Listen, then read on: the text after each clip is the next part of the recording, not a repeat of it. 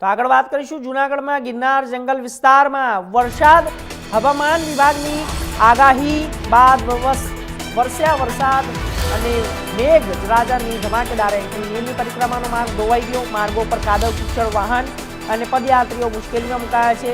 કમોસમી વરસાદને લઈને યાત્રાળુઓમાં પણ અત્યારે હાલ તકલીફ અને સમસ્યાનો સામનો કરવો પડી રહ્યો છે. વરસાદથી ગિરનારની લીલી પરિક્રમાના માર્ગો ધોવાઈ ગયા છે. કાદવ કીચડવાળા રસ્તાઓ થઈ ગયા છે.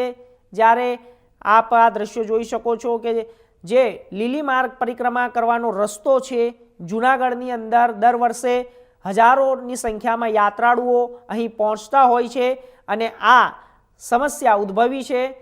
કમોસમી વરસાદના લીધે રોડ રસ્તામાં કાદવ કીચડ બની જતા તમામ યાત્રાળુઓ અને અવરજવર કરનારા જે પણ વાહન વ્યવહાર છે તે પણ ખોરવાઈ ગયો છે.